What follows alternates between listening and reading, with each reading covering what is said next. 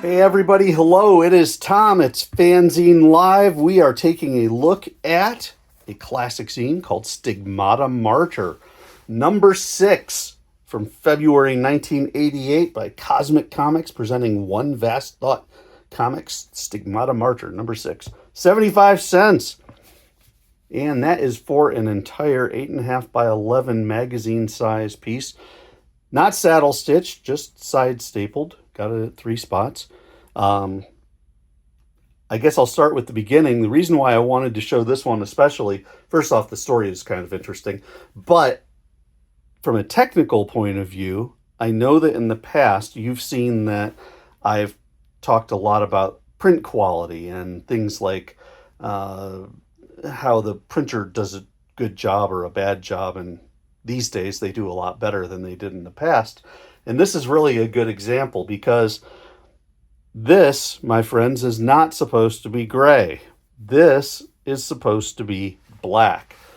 But the blacks by the printer, by the photocopier, just were not very good back then. And so this is a really good indicator of kind of the print quality that was available at your local copy shop back in the day. So yeah, Stigmata Martyr number 6. This is the 6th installment, the 6th chapter of a longer story. So we're jumping in, kind of jumping on that train while it's moving. We're going to try to catch up a little as we go along. Now, to catch up, one thing they do, and it's Jason Whitley and Scott Hammis who do it, it says, read this synopsis before reading the story. Well, I could read you the entire synopsis, but you'd probably tune out because it's rather long. When you're at 6 issues, it happens that way. But I can tell you in Stigmata Martyr number 1, we'll do this one only, just so you can get the basics of who the character is. Stig undergoes scientific experiments conducted by the mad Dr. Speckspot. Under the belief that the doctor has kidnapped his girlfriend, Stig is turned into the perfect spaceman against his will. Stig finds out then that the doctor never kidnapped his girlfriend and destroys the doctor's lab with the doc inside. Fleeing law enforcement and being the ultimate spaceman, Stig flies into space where he meets Sly and goes bar hopping on planet Vegas with Sly. There, the villain Monkey Paw finds Sly and shoots him. So, sci-fi. Very exciting. Always good to read a good sci-fi story. And yeah, this one's a bit of an odd one. Stigmata Martyr. So you can see you've got your character here. You've got this strange looking character. We open Stig's new adventure in the home of Mad Dog Ernest. Mad Dog, a crime boss on the planet Vegas, thinks that Stig has taken the Grand Martyr's place as crime lord. Because of this, he is consulting with his hitman, Spider. Go to the martyr's house and eliminate Stigmata Martyr. Once that has been accomplished, I will be the crime lord supreme of Vegas, first and then the universe. Meanwhile, at the deceased Grand Martyrs. So, Sly, how have you come to be with us today? Well, Stig, old buddy, it's something like this. Now, I'm going to stop there. We've created that this is Stigmata Martyr, and this is his buddy Sly. This, of course, being the, what's the guy's name? Mad Dog Ernest. 3 very different styles of art. Very cartoony here, nice and realistic here. Of course, I mean realistic to the point that he's got incredible build. And then this is more of a kind of an exaggerated cartoony thing with the longer nose and the protruded chin. But he looks like a classic bad guy. Here's our hero, almost with Where's Waldo glasses and some almost like elf boots. And then you got Sly here. 3 different styles. And the artist, who I'm going to presume is Scott Hammis, but I don't know for certain, did a very nice job with all 3 types. So anyway, let's go back to Sly's story. When I was dead on the barroom floor after you chased Monkey Paw out, these 3 witches who called themselves the Witches of Eastwick found me. So there they are. They took me back to their house, fixed me up with a little magic. and surgery.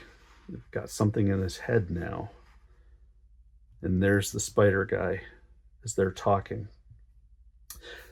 Let's change the scene. Simultaneously, on the peaceful world of Terra Humara, a spaceship has landed to exploit the planet's rich mineral resources. I do get a kick out of the Chrysler logo there. But you can see what you've got is a human-type character with some paperwork and a Native American-type character here. So I think we're getting a little social commentary about exploiting the planet's rich mineral resources. And I'm sure that's going to go well. And at Stig's house, crashing through. Come on, Sly, let's get out of here. And Sly says, goink. But the spider guy gets Sly. Yeeks, Sly's dead again. I'm going to get you, Spider-Man. And the spider guy says, Lime Spider. He says, okay, Lime Spider. Stig runs to Sly's spaceship parked in the backyard with the Lime Spider hot on his heels. So he grabbed whatever this device is and he's off and running. But look on the outside of Sly's ship. There he is. He's on top. I like that cockpit look. There's the spider. Smartly, Stig heads straight for the armory and finds deadly animal grenades. Mercurian Dowins, Ignatian Juludars, Brugo Tar Dragons, Oretian Flies. Meanwhile, so we're changing the scene here. With the death of Agnes of God, I will become high priest of the Church of the Holy Orifice. Nothing can stop me now.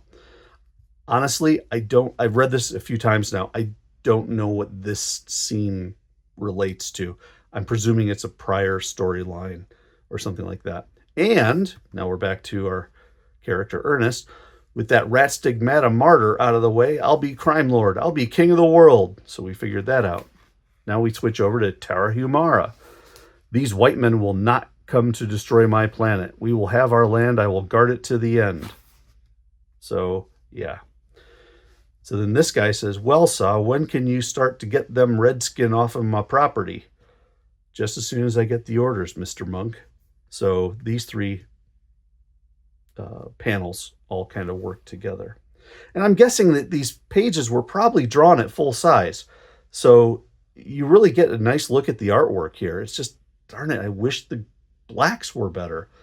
Anyway, while Stig is pondering over which weapon to use to get rid of the Lime Spider, that self-same entity slowly creeps up behind our poor hero.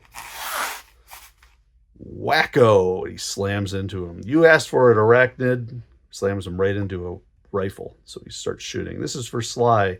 But as the dust clears, he's still standing. Again, Stig is bumped over by the Lime Spider. Nice action shot. Fortunately, he is knocked into a more lethal weapon. The grenade says pit bulls. Oh, here's an idea. Grab one of those. He throws it, and it turns into a pit bull. The pit bull very obediently finishes off the Lime Spider. Well, that finishes that. But almost as soon as the canine has tasted blood, wait, what's happening to that dog? Next, be here when Stig meets Pit Boy. So that's the end of chapter 6, and you can see that being a United Fanzine organization book, you can see that they got the latest UFO checklist from back in the day, Fizit number 17, Georgie Horsey 4, Nuclear Spawn, Martial Arts, Frogs. I think I actually have that. Interstellar Overdrive, Space Truckin', Yowza number 2, Slam Bang number 13. We looked at number 1. Ditkomania 22 by Bill Hall before Rob Imes took it over. And then Tetragrammaton Fragments, then a few others that are still available. And then a very nice back cover. Happy New Year from me and mine. Kind of a good crime lord type book. Fun book.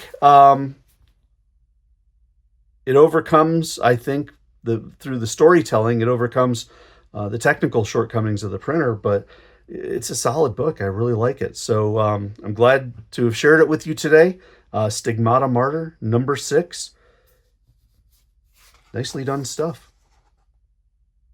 So that's it for now. Thank you so much for watching, everybody. I hope you have a great day, and I will catch you next time.